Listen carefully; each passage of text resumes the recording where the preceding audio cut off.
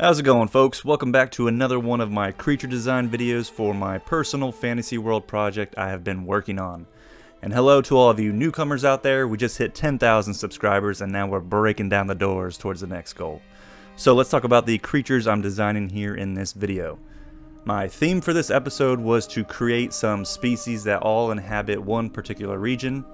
As you can see here on the map I've been working on, the names are just placeholders by the way. These three creatures will all come from the continent there to the far southwest. Environment wise, it's like your typical lush type of, overgrown forest, very elvish influenced, kind of vibe. And so I wanted to make some very mystical looking nature based creatures. This first one here is called a Fae Dragon or Fairy Dragon. I combined aspects from monarch butterflies and bush vipers, and I added a splash of gecko in there to top it all off. Just like your other standard Fae Dragons from other IPs, these little critters are closely associated with nature and elves and are considered to be very pure in spirit. Unlike many of the larger dragon species, these Fae Dragons don't speak any sort of language. I want them to be much simpler animals, almost more pet-like in a sense. They don't breathe any sort of fairy fire or anything like that. Instead, they're these creatures of purity. They don't have much for attacks. They're healers. From their wings resonates this energy of pure light that can heal wounds or cleanse poisons and curses. Because of this, these Fae Dragons are viewed in high regards as somewhat holy creatures. They aren't worshipped necessarily, but just highly revered.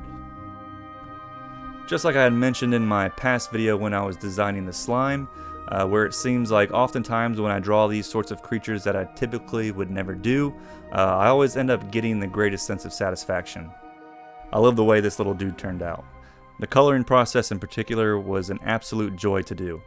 I've always loved the reddish, orange, yellow color spectrum, and the fact that monarch butterflies and the bush viper both fit into that combination of colors just worked out perfectly here. I didn't want to use the black from the butterfly wings just because I felt like that would dampen the look of pure light that I wanted to convey. I know y'all have already seen the thumbnail, so you know what the final result basically looks like, but I definitely think just in terms of color design, this is probably one of my best here yet on the channel. Let me know in the comments down below if you agree on that. I even drew like every little damn scale, which I never do. But since that's a key design aspect of the bush viper, I wanted to make sure that came through in this dragon's looks. And by the way, if you ever want to know how I go about coloring these pieces, I do have a simple tutorial up on the channel that you can check out if you're interested.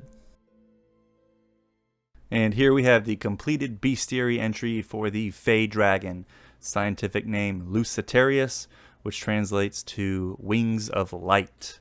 So let me go ahead and narrate its lore entry here, and then we'll move on to the next creature design of the video. These stunningly beautiful creatures may be small, but within their bodies lie a vast source of powerful magic. Native to the same sacred realms as the elves, the Fae Dragon is considered to be one of the purest forms of life.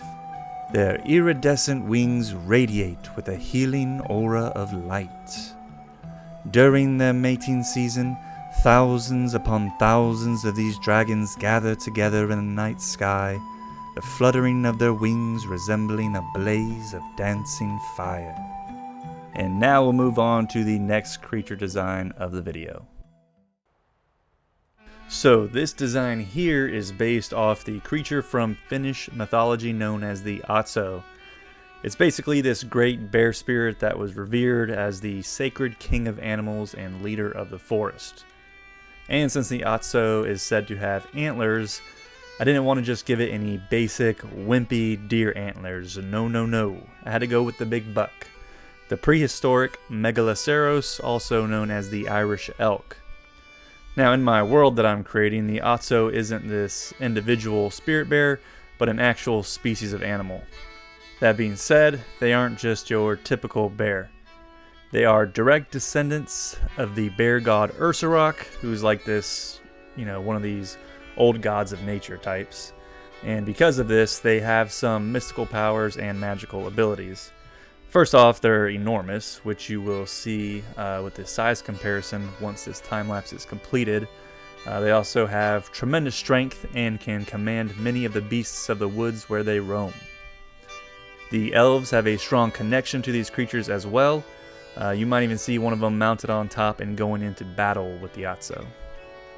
Also, the druids of this world call upon the same blessing from Ursurok that the bears are granted, so it is one of the forms they are able to shift into.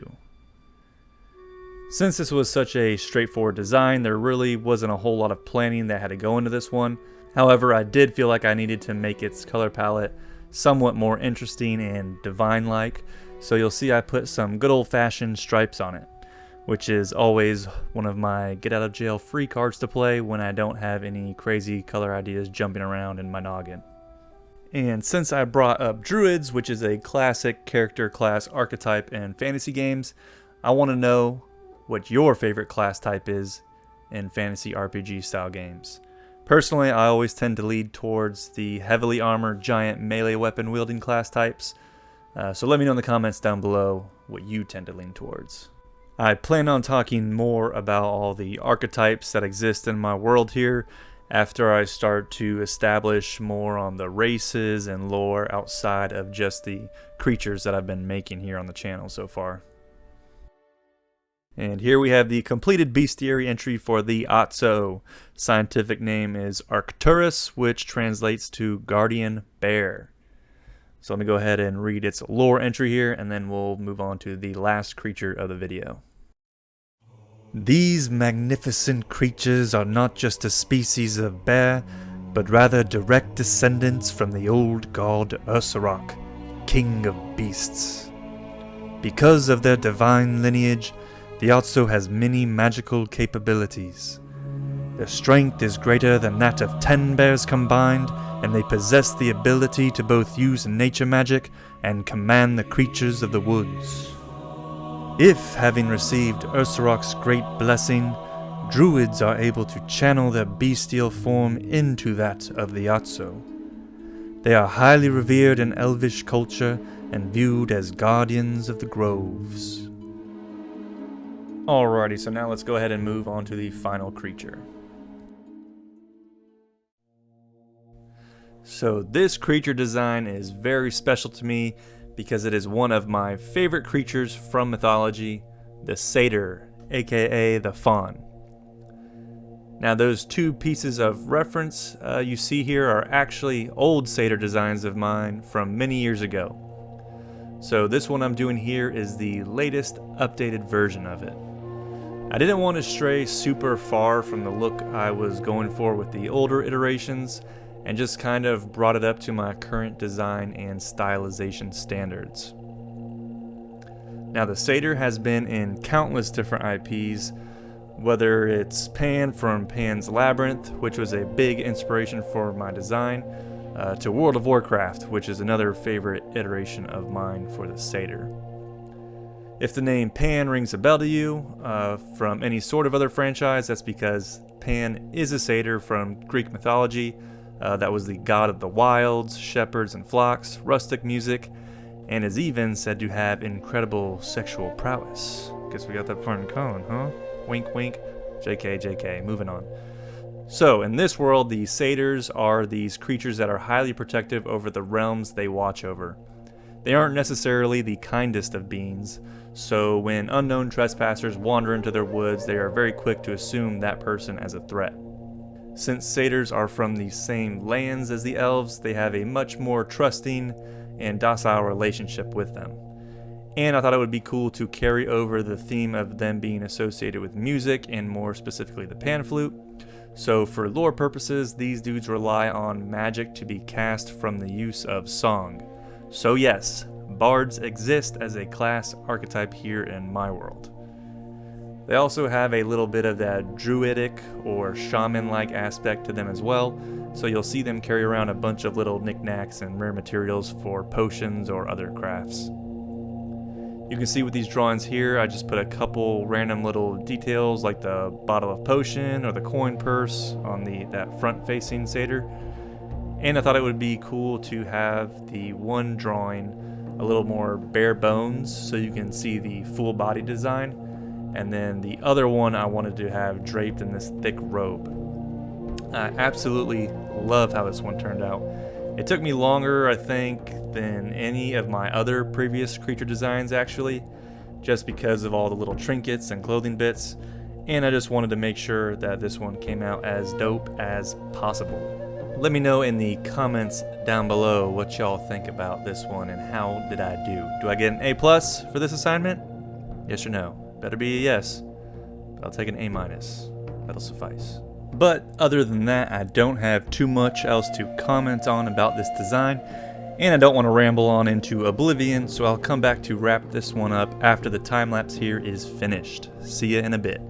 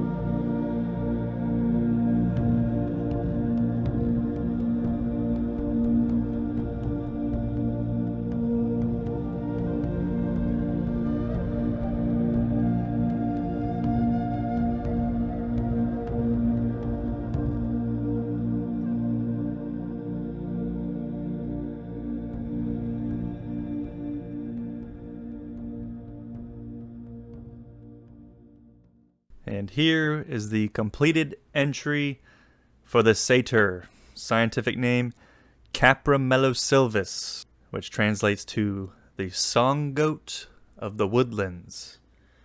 Alright, so let me go ahead and narrate this now and then we'll wrap it all up.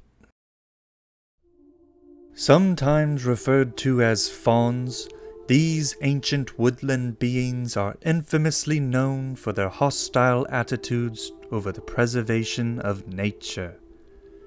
Aside from the elves, these creatures are incredibly cautious of every other race that inhabits the world and have been known to play tricks on lost wanderers in the woods. They are extremely adept at using powerful nature magics, mainly through the use of song. These watchers of the grove are rarely ever seen without some sort of mystical instrument attached at their waist. Satyrs are said to be some of the mightiest bards in existence. And there you have it, folks. 3 more creatures to add to my bestiary. I don't even know what the total count is, but like I said in previous videos, my long-term goal for this is to turn it into an actual compendium one day with all these bestiary entries and a fully detailed map and races and some lore and class types and all that fun stuff. So do me a solid, if you liked the video, be sure to hit that like button and also subscribe to the channel if you haven't already.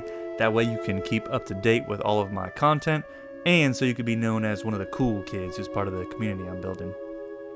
I'll be uploading all this art here onto my Instagram profile if you want to go and give that a follow. I'll put the link below. And as of right now, I am open for some art commissions, so if you're ever interested in owning some art from me, send me a message over there on Instagram. Thank you all for watching, and I'll see you in the next one.